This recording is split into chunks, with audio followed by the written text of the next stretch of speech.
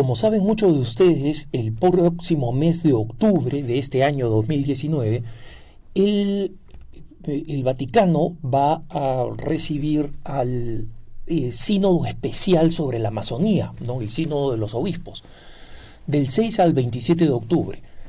Y como saben, este es un sínodo denominado especial, no es un sínodo ordinario, y es decir, no asisten todos los obispos o representantes de todos los episcopados del mundo, sino en este caso solamente los obispos de la cuenca amazónica, ¿no? Esto incluye obispos del Brasil, por supuesto, en su gran mayoría, e incluye obispos del Paraguay, de Perú, de Bolivia, de Ecuador, de Colombia y de Venezuela.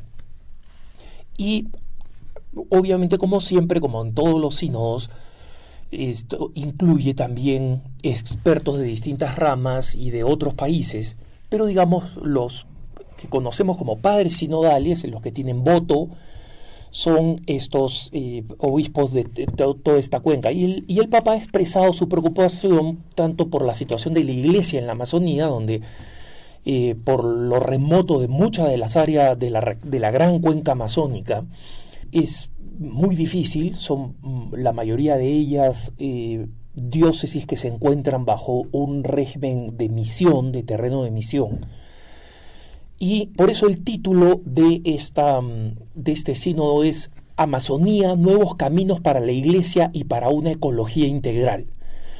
Y esta semana se publicó el instrumento de trabajo. Como en otras ocasiones he dicho en distintos puntos de vista, los obispos, para que no partan de cero en su reunión, parten de un documento de trabajo que ha sido recolectado por la oficina del Sínodo de los Obispos y que ha sido sintetizada, obviamente, en este instrumento de trabajo están las opiniones de los distintos participantes del sínodo, ¿no?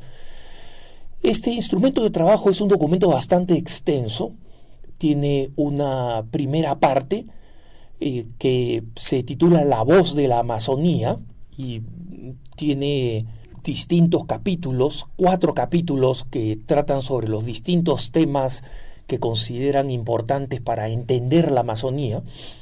Luego una parte 2 que se llama Ecología Integral, el clamor de la tierra y de los pobres, ¿no? Y que es la parte probablemente más extensa, ¿no?, del documento de trabajo. Tiene en total 9 capítulos y se proponen acá varias ideas y varias sugerencias también en los distintos ámbitos, ¿no? Y luego tiene una tercera parte que se titula Iglesia Profética en la Amazonía, Desafíos y Esperanzas, y este acápite tiene 8 capítulos y una conclusión, ¿no? He tenido la oportunidad de leer el íntegro del documento y el documento refleja muchas de las preocupaciones que tienen que ver con la Amazonía y de las preocupaciones que tiene el Papa sobre la Amazonía desde el punto de vista de un lugar donde existe muchos seres humanos,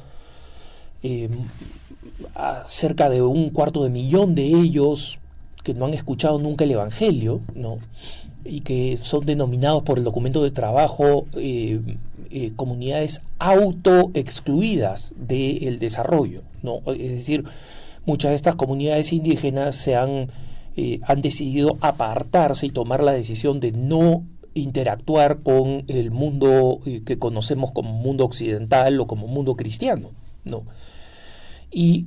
o el mundo urbano, si quieren. Entonces, el documento hace algunas propuestas en el campo ecológico también, que es muy importante, extensos párrafos citando obviamente la Laudato Si del Papa Francisco, pero me parece preocupante que el documento incluya algunos cambios en la doctrina de la Iglesia y en la práctica de la Iglesia, en la pastoral de la Iglesia, que van muchísimo más allá del tema del propiamente la pastoral en la región amazónica, y que quiere cambiar la práctica y la doctrina de la Iglesia a nivel universal, porque obviamente aplicar algunos de estos principios que ellos quieren aplicar, que propone este documento aplicar en la Amazonía, son definitivamente principios que se oponen a la práctica y a la doctrina de la Iglesia. Señalo los dos que me parecen más preocupantes. El primero lo deben haber leído todos ustedes, por lo menos los católicos informados que van y leen en Así Prensa, ¿no? Pero deben haber visto que el documento abiertamente propone el sacramento del sacerdocio a hombres casados, ¿no? Es decir, que en la práctica significa acabar con la práctica del celibato en la iglesia occidental, ¿no? En la iglesia de rito latino, como lo hemos practicado y como la valoramos. Y el documento es bastante astuto en hacer esta propuesta. Dice que el gran valor que tiene, comienza valorando la importancia del celibato sacerdotal, pero, y aquí es donde viene la introducción de la idea, es que en comunidades muy remotas, con algunos ancianos muy calificados, donde no llegan los sacerdotes y donde es necesaria la recepción de los sacramentos, se podría conferir el orden sacerdotal a estos ancianos aunque estén casados y formen parte de la familia. Y donde básicamente lo que se está pidiendo es que por razones supuestamente pastorales se haga un cambio dramático en la disciplina de la Iglesia. No en la doctrina, ¿no? Porque sabemos que no hay un absoluto doctrinal respecto del celibato, pero sí hay una disciplina que para la Iglesia es importantísima, ¿no? Y cuando yo he visto este problema en África, que es muy similar, en zonas muy remotas, etc., he hablado con varios obispos africanos, algunos de ellos que he visitado recientemente, como saben ustedes, comenté en uno de mis puntos de vista en el mes de mayo, cómo había tenido la oportunidad de visitar Kenia, Uganda y Sudán del Sur, ¿no? Y pasando un tiempo más importante realmente dentro del mundo boscoso de Sudán del Sur, de una diócesis extremadamente pobre, ¿no? De Tomburayambio. Pero los obispos tienen múltiples razones para explicar por qué lo que se necesita es una mayor convicción en la evangelización y no un cambio en la disciplina. Y cómo efectivamente evangelizando culturas que, por ejemplo, consideran, como muchas veces se ha mencionado en el documento de trabajo de la Amazonía, muchas culturas que consideran que el hombre célibe no es un hombre que ha llegado a ser maduro y que solamente el matrimonio confiere la adultez, ¿no? Entonces, ellos dicen, esa es una cultura que hay que evangelizar, que hay que hacerles entender. Precisamente para eso existe la evangelización, para hacerles entender que la enseñanza cristiana es una enseñanza que trae valores nuevos. Eso es lo que ha hecho Jesucristo. Jesucristo trajo valores absolutamente nuevos. Si a la doctrina de Jesucristo respecto de la doctrina original de la comunidad judía a la que él pertenecía, aplicáramos la lógica que muchos de los contribuyentes del documento de trabajo para el sínodo panamazónico aplican, no tendríamos cristianismo, tendríamos una forma moderada, distinta, adaptada de judaísmo. No tendríamos la religión cristiana. Y la religión cristiana no se avergonzó nunca de ser una religión revolucionaria, distinta, con valores distintos. Y en muchos casos contraculturales. Específicamente, por ejemplo, hermanos, en el tema del matrimonio, no hay cultura que haya encontrado la Iglesia Católica en su proceso evangelizador que no se opusiera a la enseñanza católica sobre el matrimonio. todo el mundo está de acuerdo con que a la mujer hay que rechazarla, poder rechazarla cuando se le da la gana, que la mujer es un objeto, especialmente en la poligamia, en todas las culturas que se han encontrado en Europa.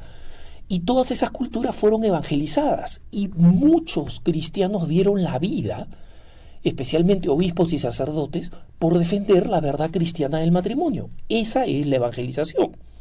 Y aquí entramos al otro problema que es preocupante para mí, ¿no? Y acá estoy dando mi opinión personal, es una opinión informada, pero es una opinión personal.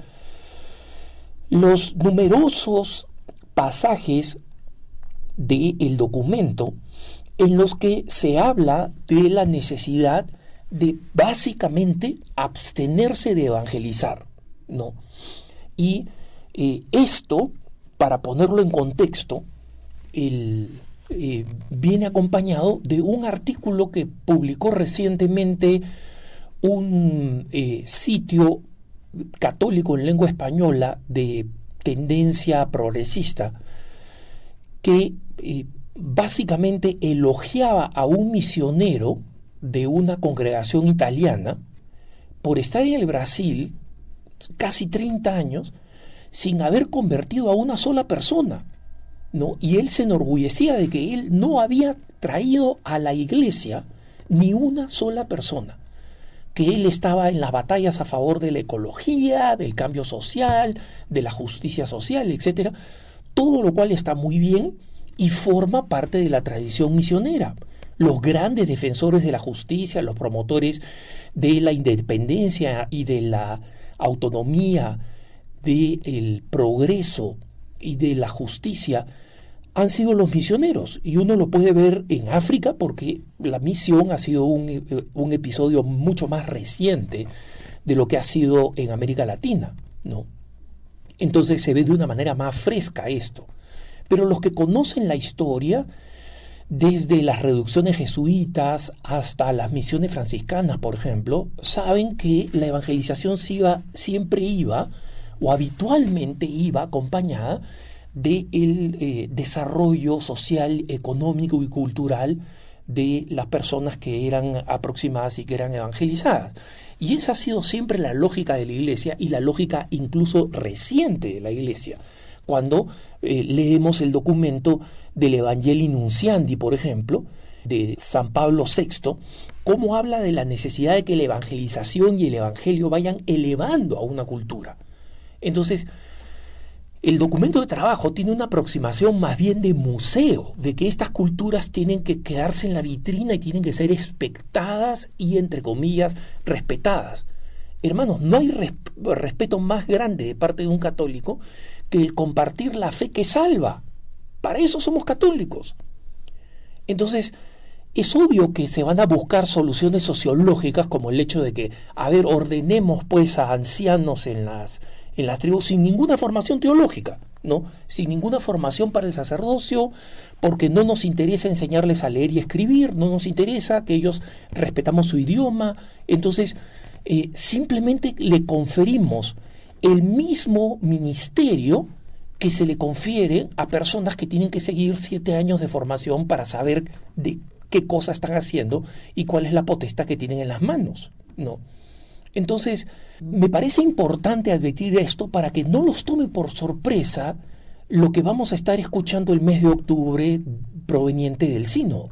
Dios mediante, yo voy a estar allí en Roma, estaremos cubriendo, tenemos un equipo grande con EWTN y Radio Católica Mundial, con ASI Prensa, un equipo importante y bien informado, y quiero que sepan que seguiremos informando, pero no se sorprendan cuando en el mes de octubre, en medio del sínodo, comiencen a llover estas opiniones que son tremendamente decepcionantes, ¿no? Porque que alguien se enorgullezca de no haber evangelizado a una sola persona en 30 años y no haberla traído a la iglesia, que es el sacramento de salvación, y que esas sean algunas de las personas relevantes en la discusión que se va a realizar en el Sínodo de los Obispos, es decepcionante, pero seguimos confiando en la iglesia y seguimos confiando en que esta va a ser una discusión bajo la autoridad de Pedro.